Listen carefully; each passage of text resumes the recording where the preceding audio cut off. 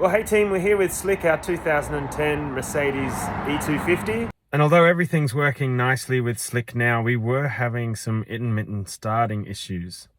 So right now, all is okay. We have a key, we have a start button, and we have start. But there was a period a little while ago where that wasn't so reliable, and so I did a bunch of filming back then. What I was going to do is show you how to self-rescue if your Mercedes won't start. Now this is just for issues relating to the ignition system. So if your car was starting and then suddenly it won't, and you need to get yourself home, there is actually a way to bypass the security system on these. Now this isn't naughty because you do need a programmed key. You need the right key for the car for this. But if you still have the key, and if you've got a battery issue or if you've got a security system issue, there is a way that you can get home when your security system's locking you out. So first things first, quick tip, if you've got a flat battery in your fob, you do have a manual entry key here. You've got that little slide there which will open this, and that will get your manual entry key out.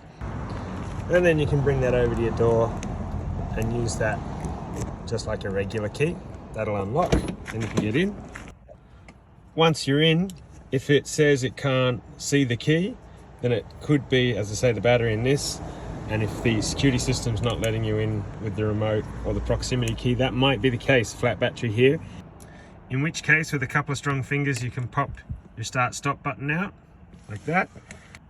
And then you've got a conventional slot for your key. Turn that key, and if you're lucky, your car will start even with the flat battery in your fob. But you might not be that lucky. You go through all that process and it still doesn't start, and it's not recognizing the key even when you pop it in the key slot, then you probably have an issue with your security system. So let's cut to a few weeks back when that was our problem and we could not get this car started even with the manual start like that. And I'll show you how you can work your way around it. And right now I believe it's playing up. So here's our key, here's our dash. We put our key in. Dash recognizes the key's been inserted, but no start. And just to show you as well, pop the button back in. We've got no start there either. So that might give you the situation where you have a key, but you have no start, key not detected. So there's a few things that could be causing a no start issue. Now we know it's intermittent, that gives us a clue, but to start with, let's assume it's not starting. Your first go-to is going to be the key. So to show you the symptom of our particular problem, we've got a key. The proximity's working because we can unlock with the key. We've also got button unlock and button lock. So that means we do have power in the key.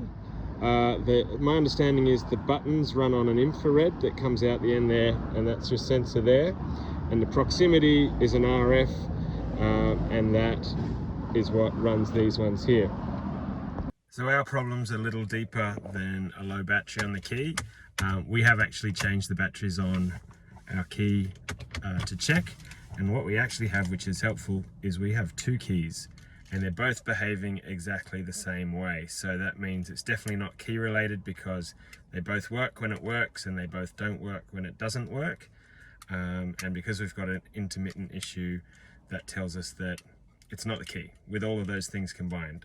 But if you're having an issue like that, the very first thing you want to do is change the battery in these and check it's not just a weak battery. That could be a problem. For us, not so lucky. So in this scenario, there are a couple of components that we want to pay attention to. The first one is your EIS, which is the module or unit that sits inside here that you actually put the key into right there. And it's a box inside the dashboard here. That is your electronic ignition system. And that is coupled with the ESL, which is in the back of the steering column here, and that is your electronic steering lock. So they work together to allow you to start the car, and if you have an error in either of those, the car won't start.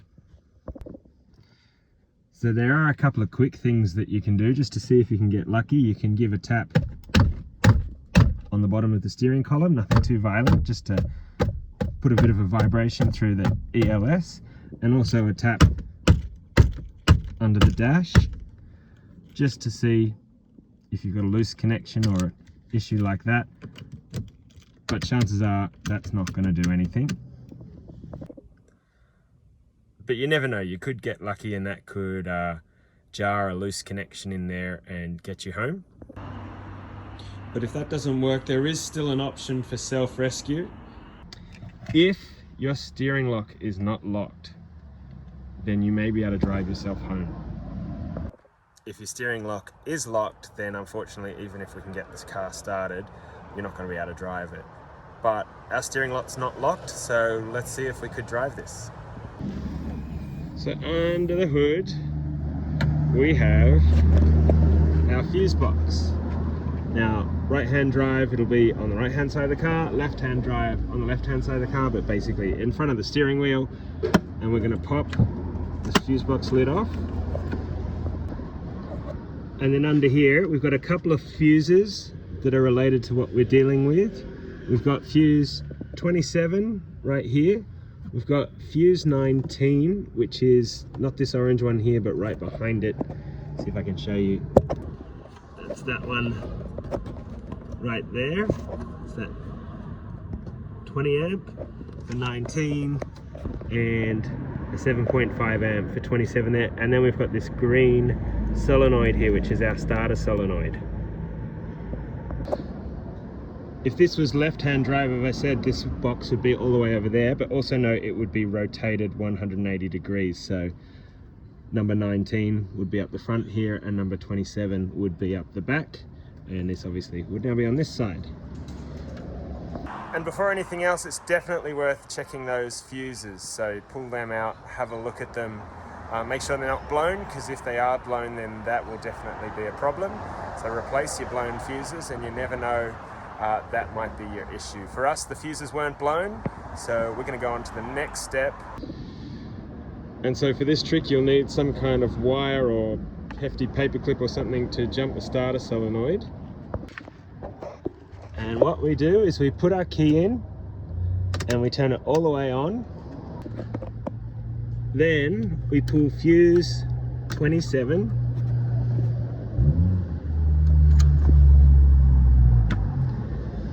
And we leave that out for 5-10 seconds or so. Doesn't need to be too much, just enough. Pop that back in.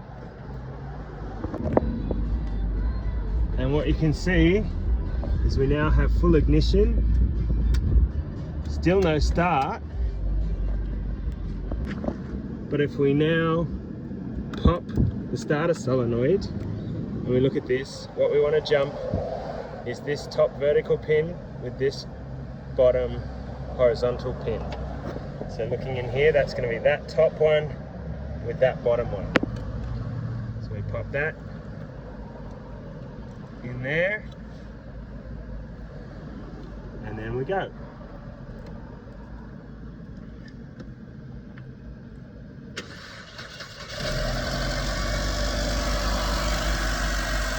And we've started our car.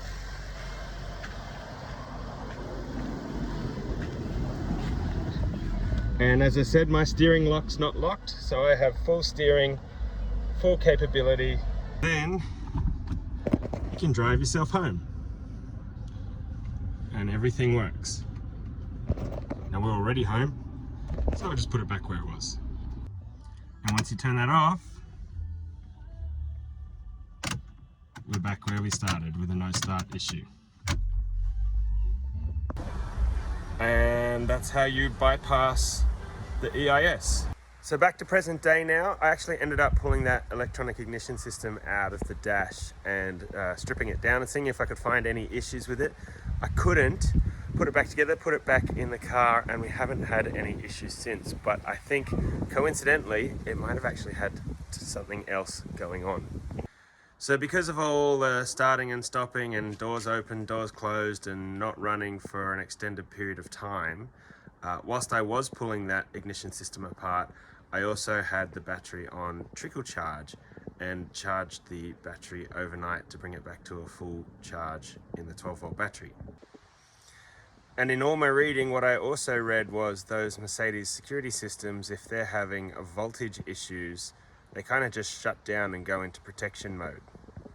Now, I've run that battery completely flat on that car before and jumped it and had no problems. But you never know, maybe an extended low voltage situation had caused the system to go into panic mode, and that was causing our issues. Don't know why that would make it intermittent, but as I say, that battery was flat for a period of time. We would jump it, it'd start, it wouldn't start, hook it up, unplug it, and so it was all just kind of unmethodical, I guess you could say, with the power. So maybe just having it sit there on a trickle charge for an extended period of time, charging that battery right up, helped it clear its mind.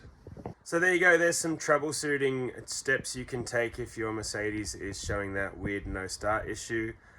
Make sure you have a fresh battery in the fob. You can try that manual start, and if that doesn't work, then you can bypass that ignition system and get yourself home. But yeah, at the end of it, also make sure you charge that battery fully charged as well, and hopefully you might help the system clear its mind and get back on track. But if not, then it is a Mercedes. Things get quite complicated from there on out, and depending on your skills and knowledge, you may want to get someone else to look at it. But that's a place to start. You know, it's always good to look at things yourself before you start forking out money for professionals. So that's it from me. I'll report back if the Mercedes starts playing up again, and if we notice a trend, then we'll let you know what it was. But for now, it's on to the next one, and our next video is a water pump in a 2003 VY Commodore. So if that interests you, I'm going to start filming that right now. But for you guys, all your Mercedes people out there, this probably doesn't matter. So I'll catch you later.